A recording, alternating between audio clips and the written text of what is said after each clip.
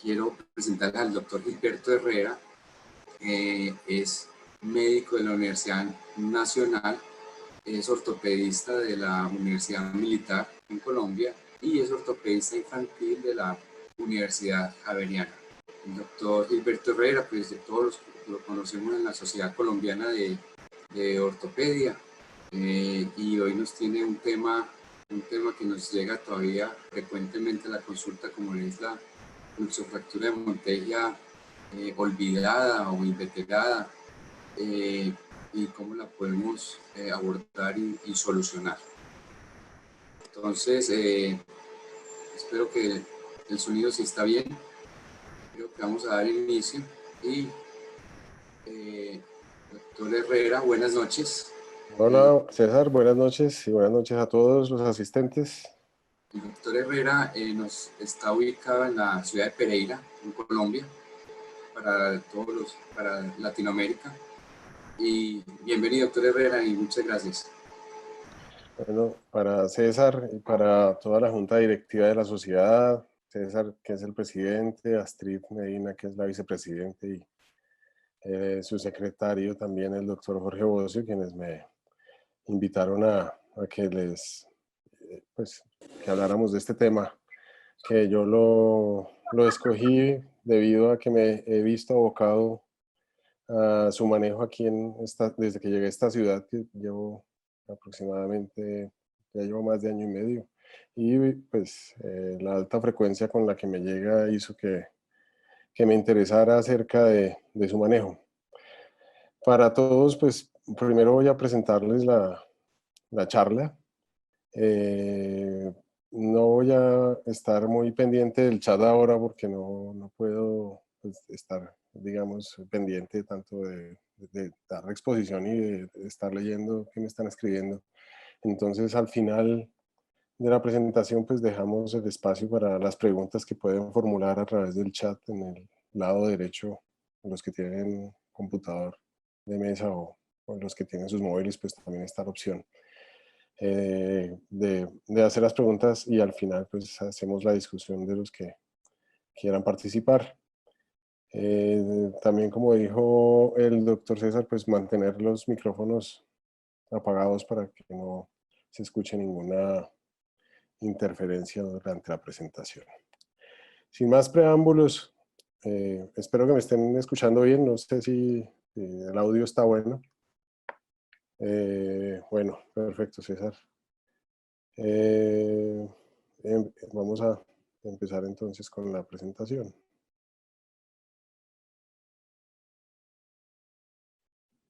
Un segundito.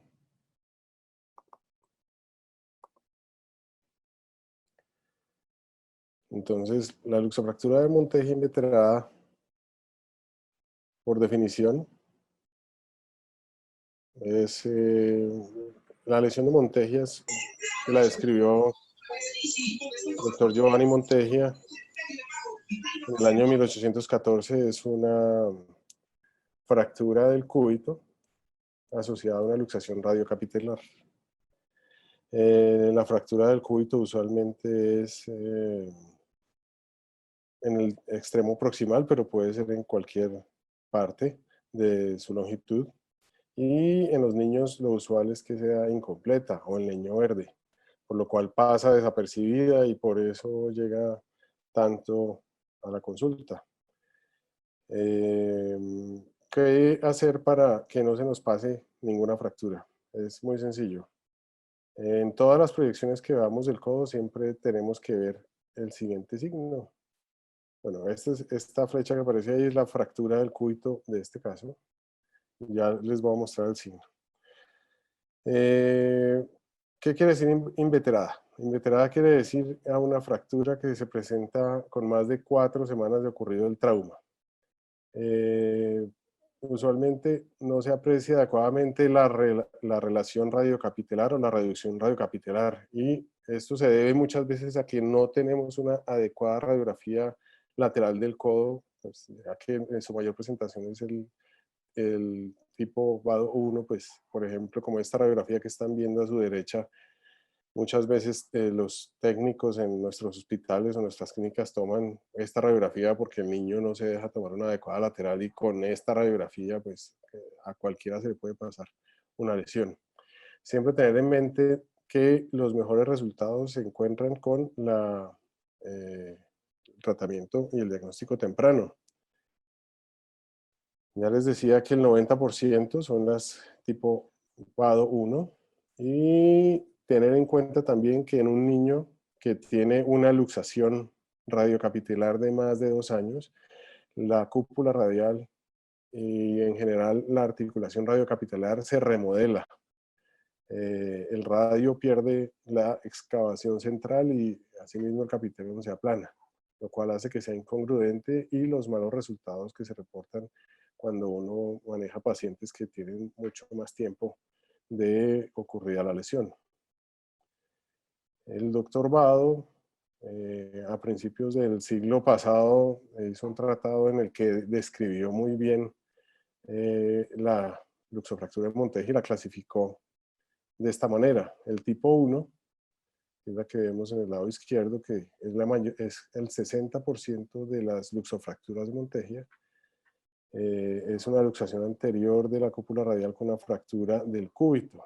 El tipo 2, que es más rara, que en su mayoría se presenta en niños, es una fractura del extremo proximal del cúbito con una luxación posterior de la cabeza del radio. La tipo 3, que es la siguiente que sigue en frecuencia, es una fractura del extremo proximal del cúbito, que usualmente es el leño verde, que está luxando hacia lateral la cúpula radial. Y atención con esta lesión porque debemos explorar adecuadamente el nervio radial, ya que está asociada muchas veces a lesión del mismo y del nervio interóseo posterior. La tipo 4 es una fractura de la diáfisis del radio y el cúbito con una luxación de la articulación radiocapitular que es mucho más rara en presentación. Usualmente el paciente con una luxofractura de Monteji crónica o inmaterada se le forma un bulto en la cara anterior del codo, ahí en el pliegue antecubital, a partir de los 6 meses de ocurrida la lesión o el trauma. Y lo que notan además es que el codo se empieza a ir en un valgo progresivo. Este valgo progresivo y el bulto anterior hace que consulten la mayoría de los pacientes. Cuando los examinamos, presentan por lo general una extensión completa del codo, pero presentan una limitación para la flexión del codo porque al estar luxada la cúpula radial hacia anterior hay un pinzamiento anterior. Entonces tienen limitada la flexión. Y otro signo es que pueden presentar dolor en el borde medial del codo, porque con el valgo progresivo pues se va haciendo una elongación del nervio cubital y que puede producir incluso tardíamente síntomas. Entonces por esta razón también nos consultan y tomamos la conducta de hacer algún tratamiento. Esta flecha que acaba de aparecer ahí les está señalando la protrusión de la cúpula radial ahí en la región anterior del codo. En las radiografías, bueno, el radio, aquí ustedes están viendo en este ejemplo que hay una evidente luxación. ¿Sí? Lo que no es tan evidente muchas veces es la deformidad del cúbito, pero con todo y que es evidente la luxación, hay gente que se le pasa cuando no está tan, como cuando no está muy luxado, digamos. Y para esto, pues está el signo de la I, que es simplemente que pongamos un punto al capitelo y pongámosle una rayita ubicada en el eje de la metáfisis del radio y esa sería la I que se debería ver en todas las proyecciones, pero aquí está rota. Y para evidenciar la deformidad del cúbito, si trazamos una línea por la cortical posterior de la ulna, esa cortical posterior debe tocar todo el tiempo la línea. Y ustedes están viendo aquí en este ejemplo la línea roja, como no está tocando al cúbito y se alcanza a ver ahí como una pequeña deformidad hacia anterior, que es el sitio donde ocurrió la fractura y que debemos tener en cuenta para la corrección.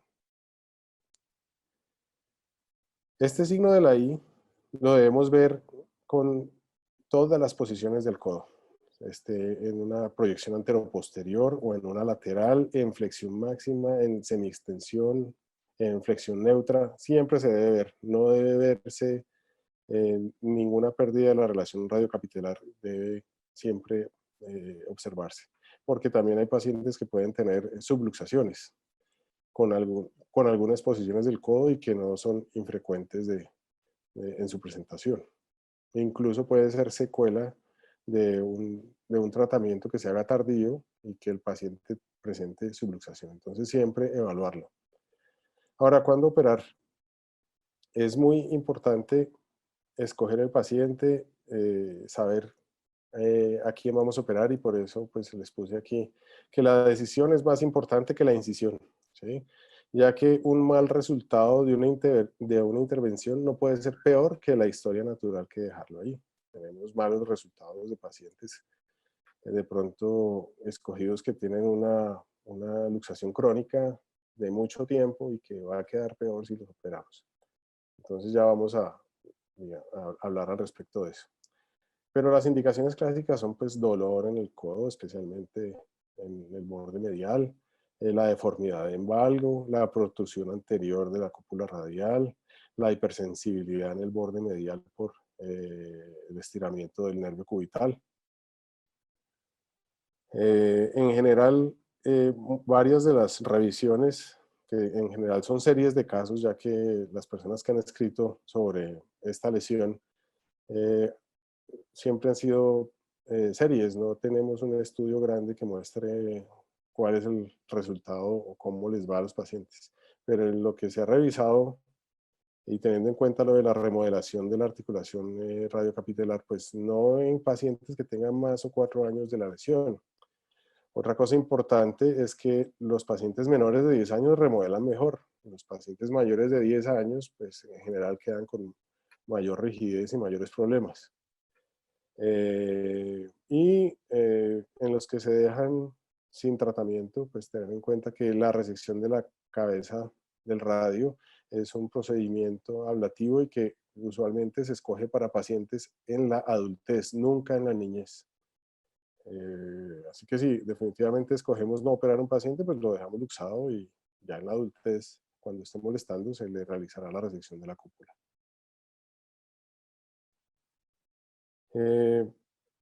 Lo mejor es hacer una reconstrucción temprana, ¿sí? En especial, si nos consultan después de las 4 o 6 semanas, siempre vamos a necesitar una reducción abierta. Ningún paciente va a tener una reducción cerrada, un resultado exitoso. Siempre va a necesitar reducción abierta porque ya va a haber crecido incluso dentro de la articulación tejido fibroso y va a haber otras alteraciones. La mayoría de los pacientes requieren osteotomía del cúbito. Hay revisiones, incluso en el artículo original de Beltausi, él solamente refería que con la reconstrucción del ligamento anular y la reducción abierta eran suficientes y que él nunca había hecho pues, la osteotomía del cúbito, a pesar de que su artículo está de a mediados del siglo anterior. En la osteotomía del cúbito, cuando se realiza, siempre debe tener una angulación que es opuesta al sentido en el cual está la luxación de la cúpula radial. Y esta debe tener un efecto distractor para que aumente la longitud del cúbito. Sin embargo, esta osteotomía y en general cuando hacemos una distracción generosa está asociada a mayores complicaciones de lesiones neurovasculares o incluso de síndrome compartimental, por lo cual los pacientes deben ser seguidos estrechamente en el posoperatorio para que no se vaya a presentar ninguna de estas complicaciones. Lo otro que hay que tener en cuenta es que no siempre hay que reconstruir el ligamento anular. Se debe probar la estabilidad de la reducción radiocapitelar cuando ya se ha hecho la reducción abierta y la osteotomía del cúbito. Uno hace unas pruebas para ver con qué facilidad se luxa la cúpula radial. Pues las pruebas son obviamente realizar flexoextensión, pronosupinación y ver si se mantiene.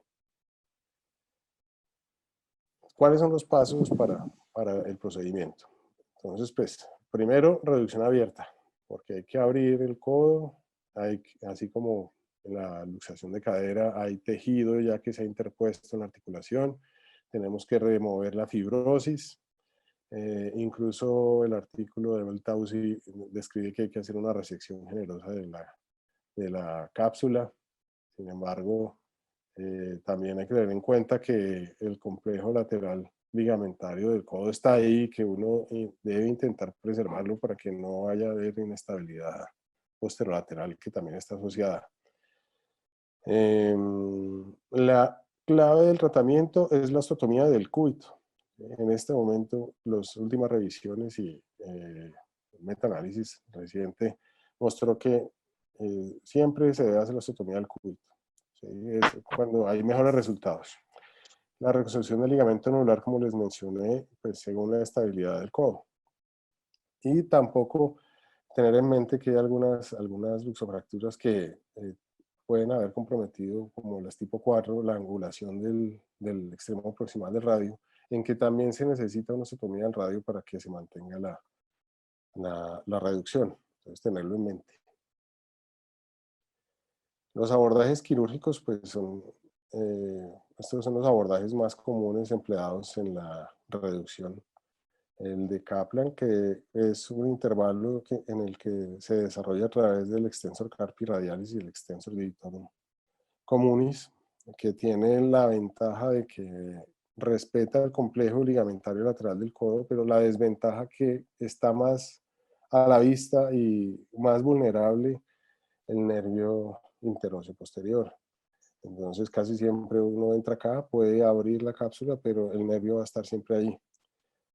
El abordaje de Kocher, que es el que empleamos la mayoría de las veces cuando hacemos reducciones de las fracturas del cóndilo lateral o de la cúpula radial,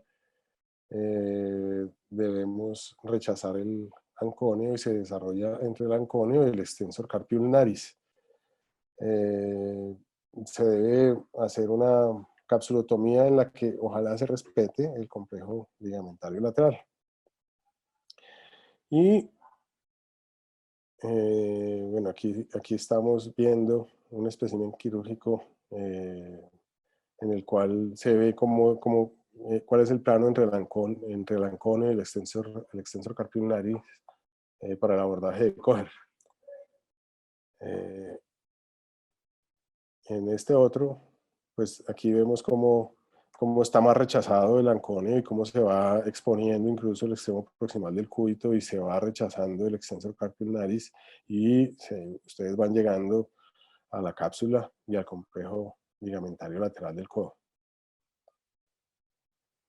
Este es el abordaje clásico, el descrito por Bell-Taussig, que es el abordaje de Voigt, en el cual se incide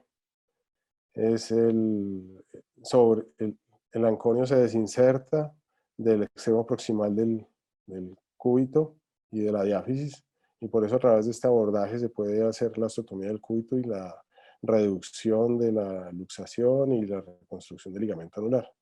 Entonces ustedes inciden y van levantando el anconio y lo van rechazando hacia anterior, e incluso se puede desinsertar el supinador, teniendo la precaución de mantener el antebrazo en pronación para rechazar el nervio interóseo posterior y que no ocurra una lesión inadvertida. Y siempre estar seguro de que si vamos a posicionar aquí los separadores de Hohmann, que esté apoyado en el hueso, que no esté apoyado sobre tejido blando, que tengamos una compresión inadvertida del nervio.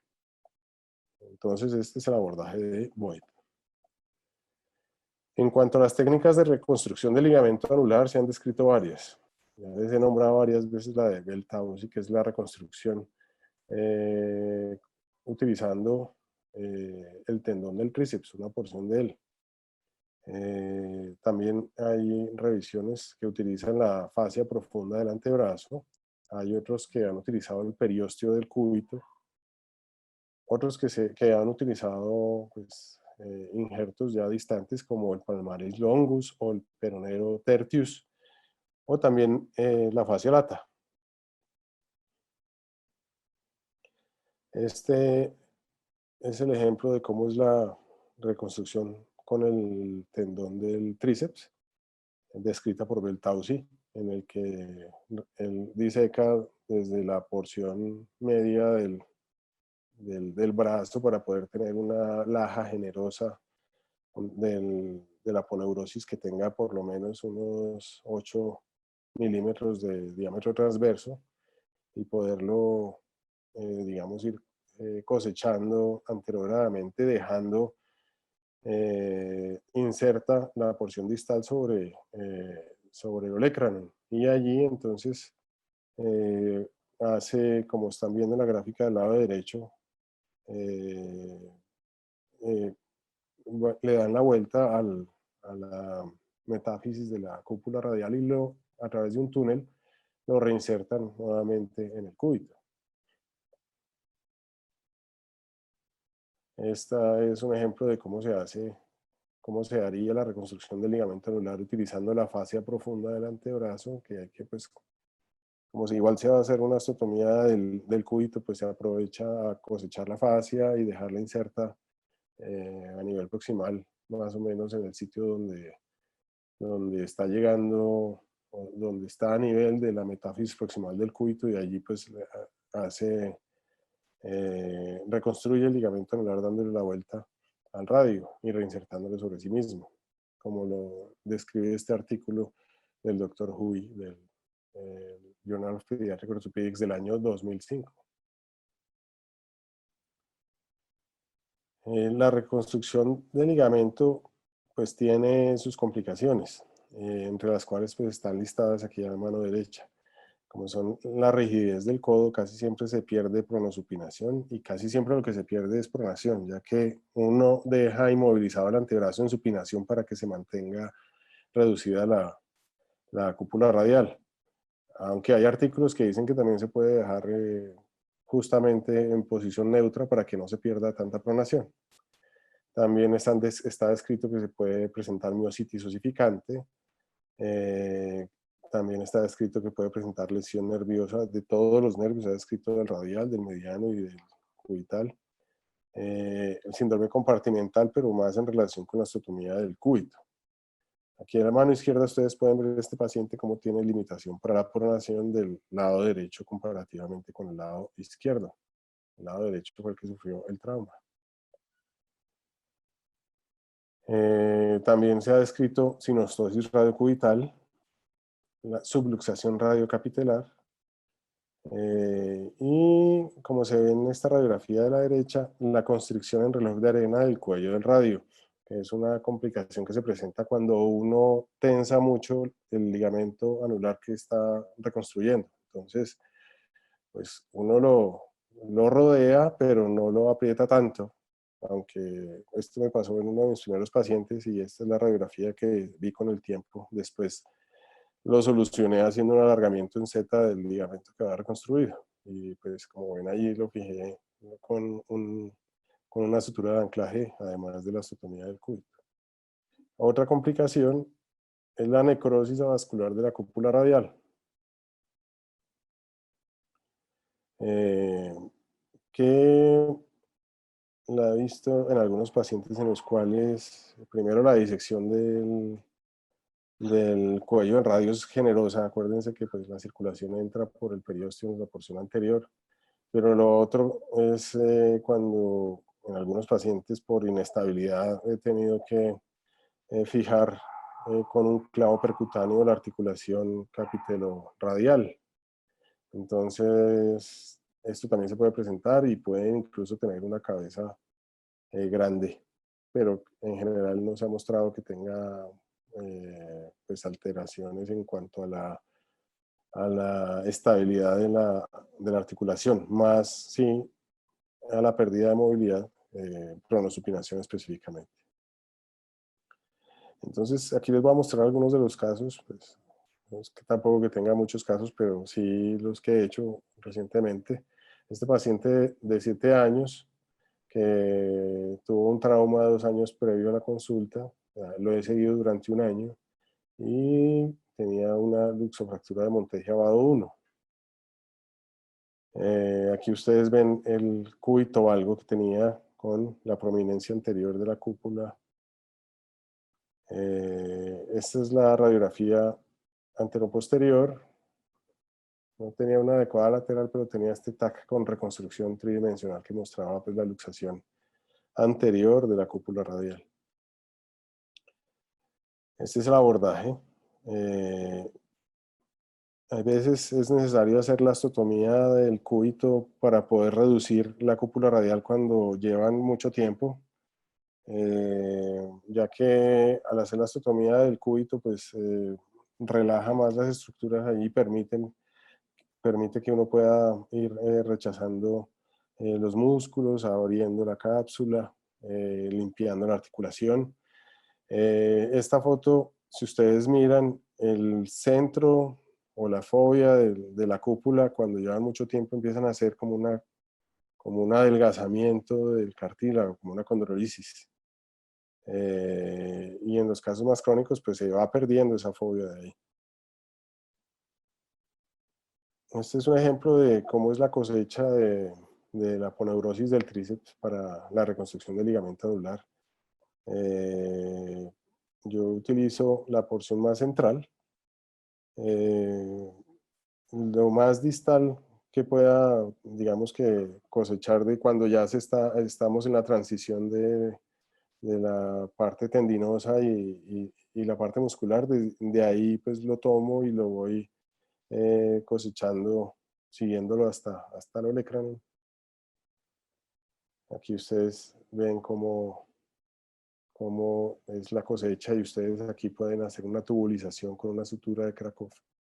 Y también ven cómo rechaza uno el anconio hacia anterior y por ahí ya está la cápsula abierta. Este paciente pues ya tengo la osteotomía fija con una placa que es muy importante, moldear bien la placa, causar un efecto flexor del extremo proximal o en el sentido inverso a como está la luxación, y les pongo también un injerto para causar distracción un poco del cúbito, ganar longitud y que entre más fácil el radio. Aquí ven cómo ya rodea uno la cabeza del radio y cómo ancla el ligamento al extremo proximal del cúbito. Esto es como se ve. Esta es la radiografía postoperatoria, que ustedes ven que ya está reducida la cúpula y cómo moldea uno la placa, cómo se rellena pues, de injerto el gap ahí en la osteotomía. ¿Sí?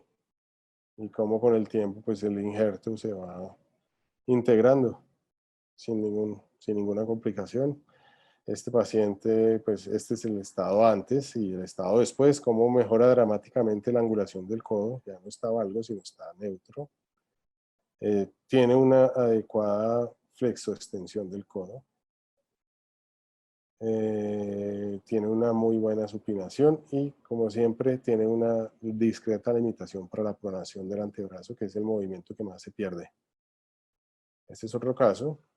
Esta es una paciente de 2 años de edad, quien me interconsultó un colega en la clínica porque había tenido un trauma una semana y se le luxó la cabeza del radio y él la pasó a una reducción cerrada, pero la cúpula radial no le reducía y no le reducía y no le reducía. Cuando ya yo la fui a ver, le dije, pues no le reduce porque tiene un montaje inveterado, quién sabe. O sea, la caída, hay pacientes que tienen un trauma, que fue la primera caída, que fue cuando se fracturó el cúbito, y de pronto tienen otra caída y le aducen a que esa caída fue la que le luxó la cúpula radial, como fue en este caso. Esta paciente sí tiene mucho menos seguimiento, tiene tan solo 5 meses de operada, pero esto era lo que se veía.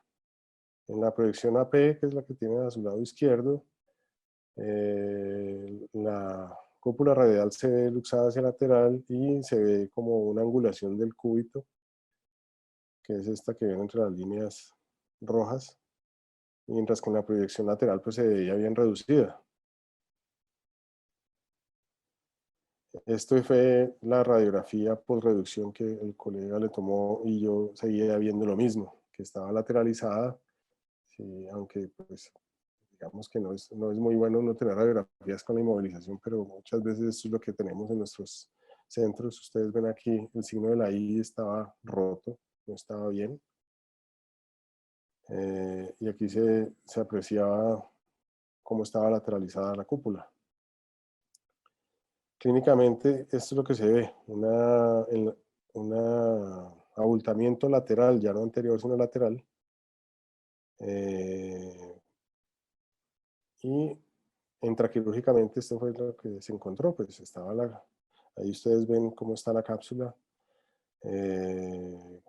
cómo al abrir la cápsula encuentran la cúpula radial, y aquí ustedes ven todo este tejido fibroso que está dentro de la articulación, que hay que remover generosamente para poder hacer una adecuada reducción abierta, intentando dejar el ligamento colateral indemne. Y cómo se hace una osteotomía, ya en este caso no con efecto flexor, sino con efecto valgizante, para que entre del lateral hacia medial la cúpula radial. Y cómo se fija con una placa y pues, se le pone injerto. Y aquí está el ejemplo de cómo se cosecha la poneurosis del tríceps.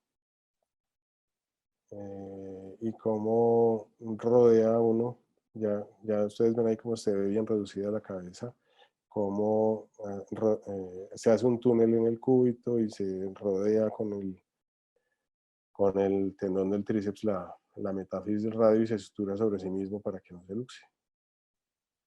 Y ya ven ustedes que por fin la articulación radiocapitular está reducida. Otro paciente, otro tipo 1, 7 años, supuestamente tuvo un trauma 6 semanas. Antes de la consulta se cayó jugando fútbol, ya tiene 13 meses de seguimiento. Y esta fue la radiografía que le tomaron el día del trauma, que se veía solamente una fractura de la epitróclea, que no estaba muy desplazada, por lo que en ese momento el ortopedista que la vio pues decidió manejo ortopédico, pero cuando le retiraron la inmovilización el niño pues tenía una deformidad diferente en el codo. Eso es para nuevamente, digamos que recalcar que no debemos aceptar malas radiografías laterales del codo. Ya sabemos cuál es la alternativa para hacer una radiografía lateral sin que el paciente pues tenga que rotar el codo, sino hacer una radiografía translateral. Es muy sencillo y se ve perfectamente la proyección del codo lateral. Aquí ya fue cuando yo lo vi en consulta, que estaba pues con la luxación anterior franca, y ya con la fractura de la epitróclea con signos de consolidación. Le hice la reducción abierta, la osteotomía del radio, la reconstrucción del ligamento anular porque lo sentí inestable, y a pesar de eso pues lo fijé con este clavo percutáneo. Cuando lo hagan, intenten que el clavo sea grueso para que no se parta, ya que las mayores complicaciones descritas con respecto a la utilización del clavo, primero es que se parte el clavo y quede pues con un cuerpo extraño en el codo, o se infecte el codo, o que haya que hacer una cirugía pues para retirar el pedazo de clavo. Entonces un clavo no tan delgado y retirarlo pronto.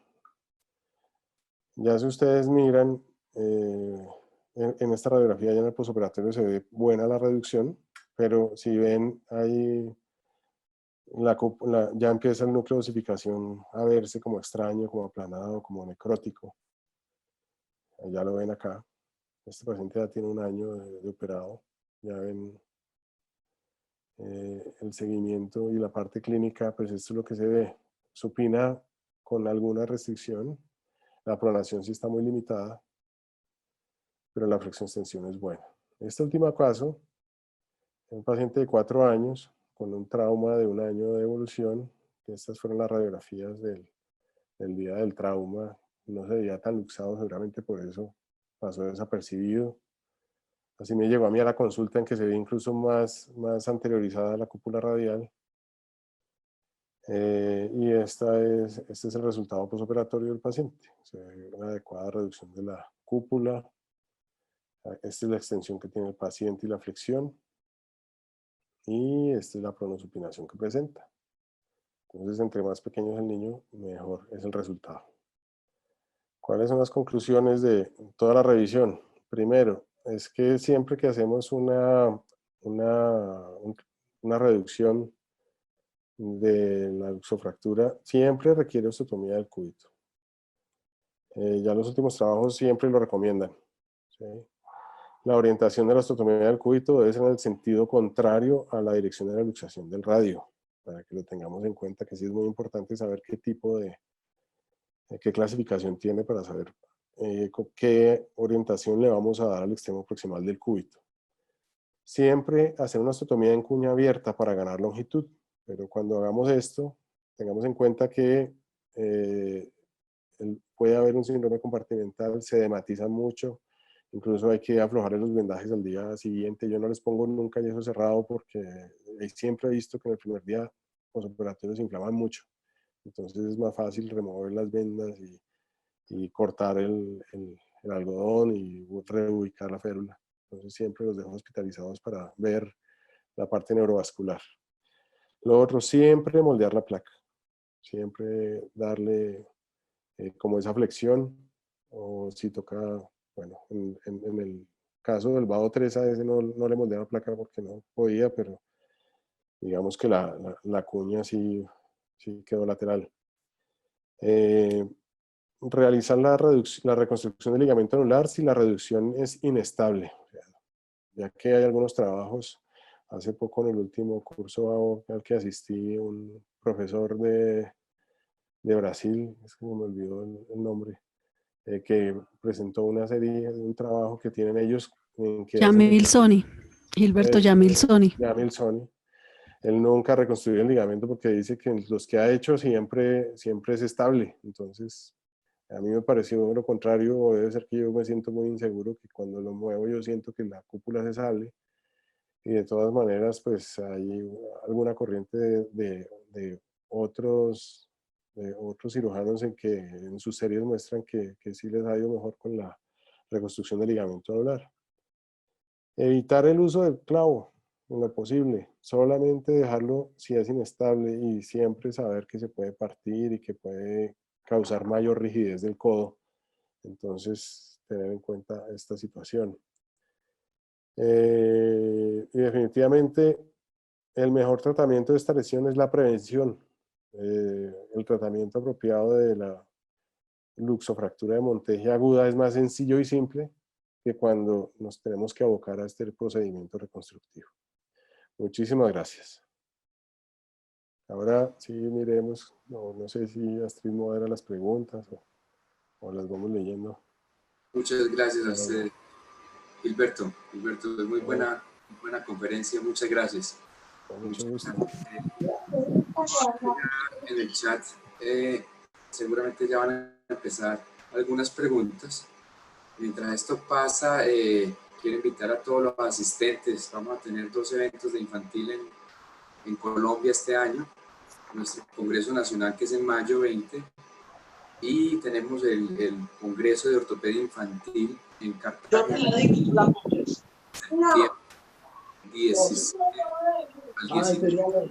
Están todos cordialmente invitados. A ver, por aquí ya en el chat, preguntas. Mientras llegan las preguntas, quería preguntar al doctor Herrera, ¿alguna experiencia con fijación externa, alargamiento progresivo, un caso así muy severo, muy olvidado? La verdad no, César, nunca, siempre lo he hecho agudo, siempre lo he hecho con placas, nunca he usado un fijador externo ahí para darle alargamiento, reducción progresiva. No tengo la experiencia. Pregunta del doctor Álvarez. Gilberto, felicitaciones por la presentación. ¿Cuándo le pone a mover luego de la cirugía? El doctor César Álvarez de Bogotá. Claro que sí. César, un cordial saludo. La verdad, en los artículos dicen que lo ideal es tenerlos inmovilizados entre 6 a 8 semanas. Yo usualmente los dejo solo 6 semanas porque los he visto como ustedes ven ahí, que el paciente igual hace bastante rigidez.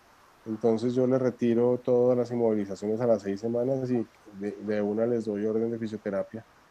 Este caso creo que es muy útil la fisioterapia. A diferencia de otras fracturas del codo que son sencillas y que el paciente por su edad va moviendo, en este caso sí creo que es muy útil empezar una muy buena terapia para que no quede tan rígido. Entonces la respuesta es a las 6 semanas, cuando le retiro las inmovilizaciones. Don Juan Carlos, Gilberto, sí. Adelante, Astrid. perdón, yo tengo una pregunta. Bueno, todos los que hacemos trauma, en general le tenemos pavor a esta lesión porque es una cirugía muy, muy difícil, dispendiosa.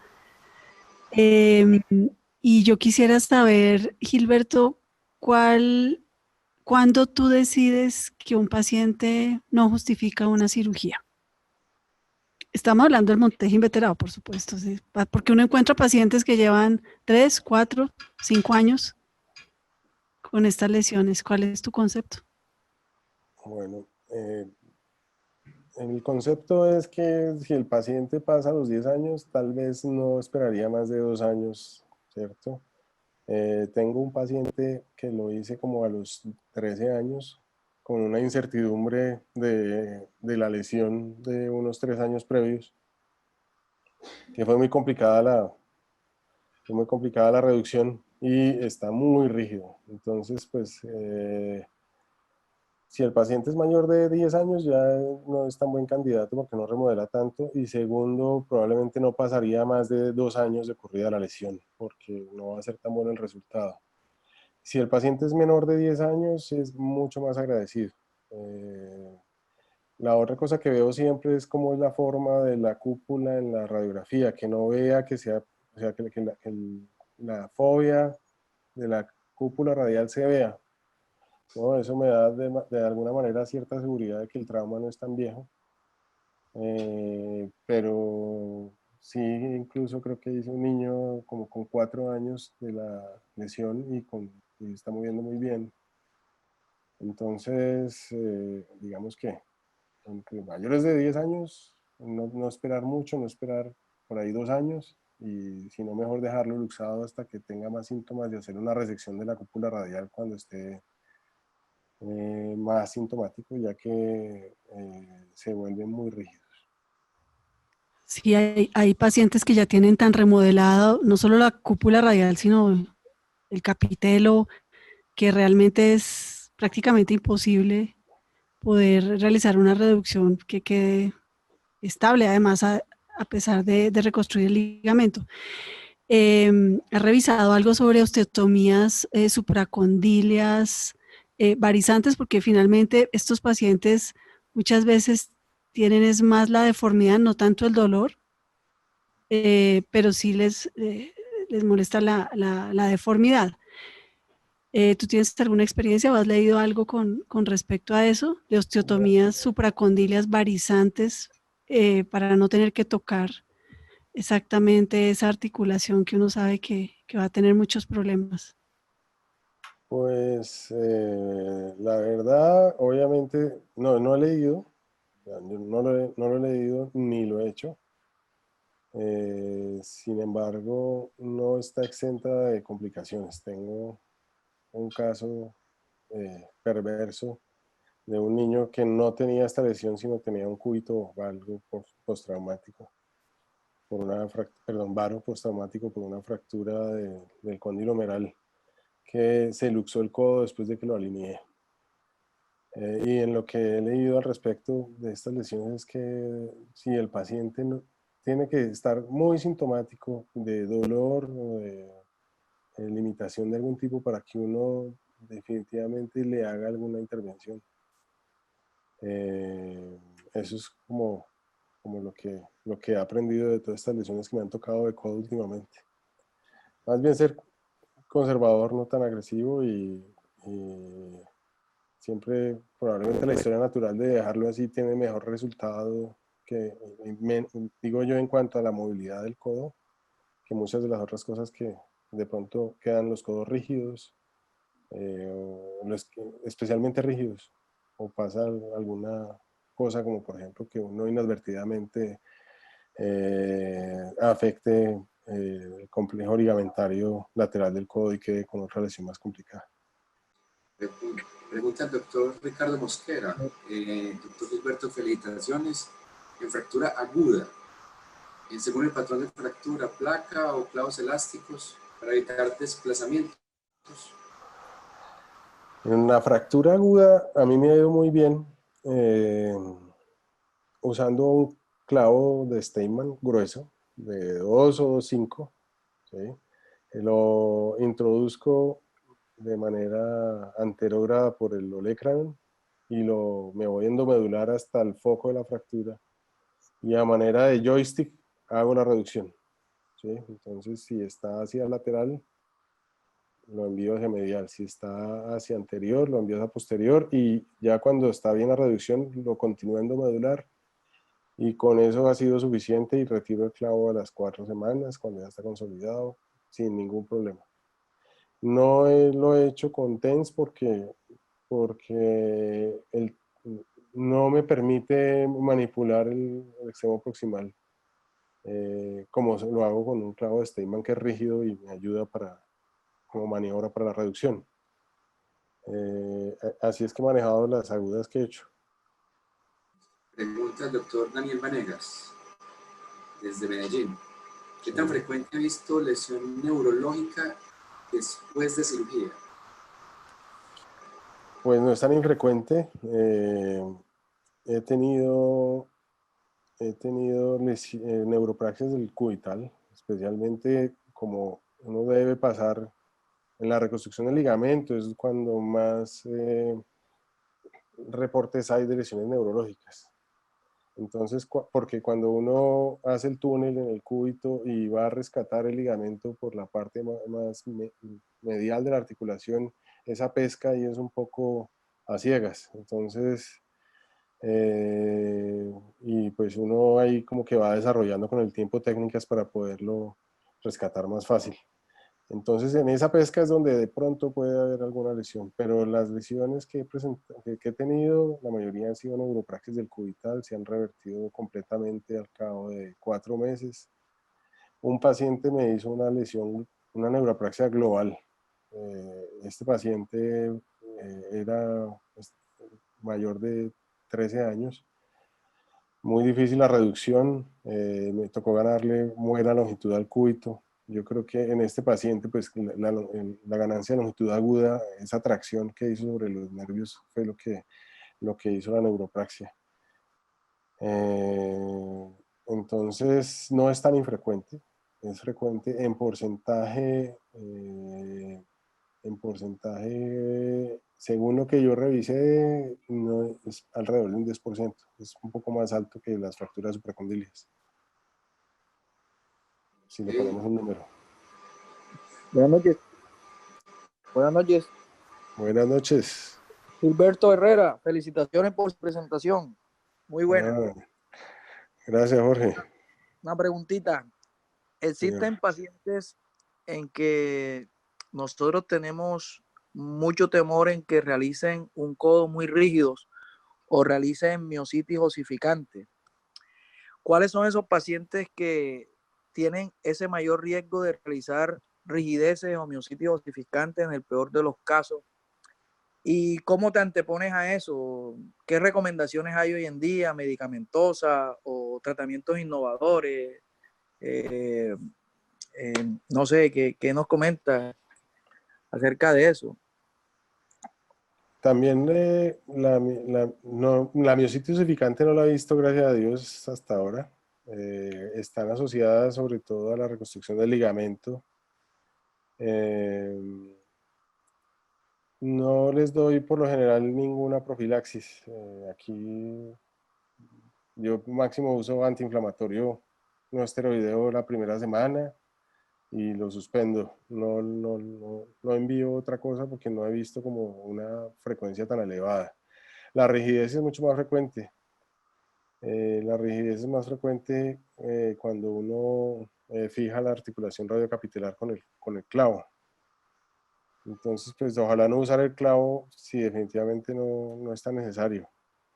Eh, y no más, Jorge, yo no he visto miositis, no he visto sinostosis todavía. Eh, las complicaciones que he visto son las neuropraxias y la rigidez, básicamente.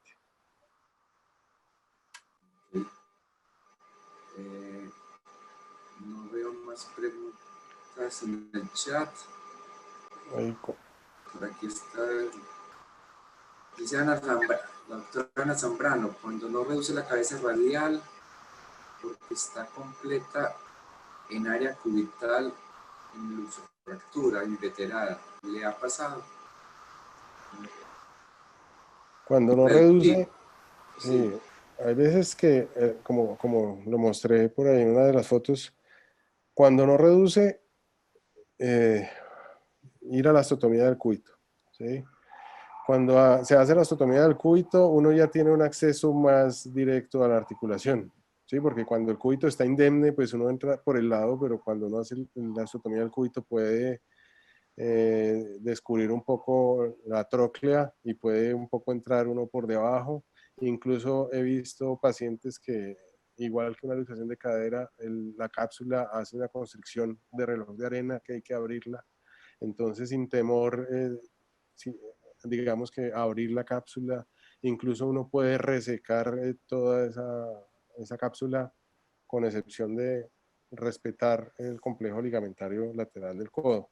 Siempre tener en cuenta que a veces puede quedar inestable si uno obviamente reseca ampliamente las estructuras laterales. Pero cuando me ha pasado en algunos casos que, especialmente los que llevan mucho tiempo, no reducen hasta que uno no hace la osteotomía del cúbito y por ahí ingresa y hace la capsulotomía. Ese es como el truco que he visto. Entonces, bueno, no hay más preguntas por el momento. Doctor Gilberto Herrera, muchísimas gracias, muy buena presentación. En el chat tiene muchas felicitaciones. Muchas gracias a todos. Y nuevamente la invitación a todos, en mayo Cartagena y en septiembre nuevamente Cartagena, en mayo el nacional y en septiembre el de infantil internacional que vamos a hacer. Estos webinars van a seguir cada 2 meses, los de infantil, porque la Sociedad Colombiana pues semanalmente o muy frecuentemente de cada subespecialidad tiene webinars. La semana pasada fue el de hombro, pero seguiremos con esto de infantil cada 2 meses y ya les estaré anunciando con tiempo. Entonces espero verlos pronto. Mil gracias a todos por su asistencia. Veo mucha asistencia, 61 participantes de muchos países de Latinoamérica. Hasta 65 subimos. Muchas gracias. Aquí queda una última pregunta, no sé si la respondemos y nos desconectamos. Dice, Sí, ahí llegó. de Gerson Hernández. En caso de presencia de una pseudoartrosis de la osteotomía cubital, ¿existe riesgo de reluxación? Posterior al manejo con la reconstrucción del ligamento anular, pues probablemente sí, ¿no? Probablemente sí, aunque gracias a Dios no me ha pasado. Todas han Gilberto, consolidado, tengo muy pocos perdón, casos. yo intervengo ahí. El doctor Sony jamás pone injerto y mostró sus casos con o sea, con cúbitos distraídos, pero te digo como un centímetro y medio, y a ninguno le pone injerto. Y no reportó, y fue enfático en decir que no encontraba ningún caso que le hubiera hecho realmente un problema de pseudoartrosis o una unión, que finalmente eso se rellenaba, pues que le cuesta uno trabajo, pero como pensarlo, pero él fue muy enfático y todos los casos que mostró estaban consolidados. Sí, de acuerdo. De los teocitos anteriores.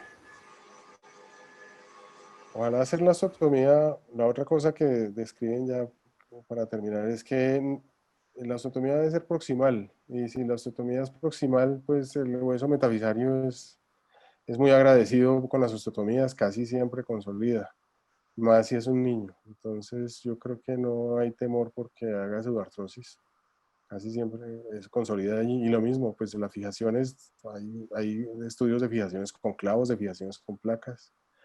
Hay otros estudios en que ni lo fijan. Entonces, no, pues creo que ahí está resuelta la pregunta. Bueno, muchas gracias. a todos por haber asistido y por sus preguntas. Muy bien. 68 participantes. Muy bien. Nos vemos en 2 meses. Bueno, Luego. buenas noches a todos. Hasta luego. Gracias.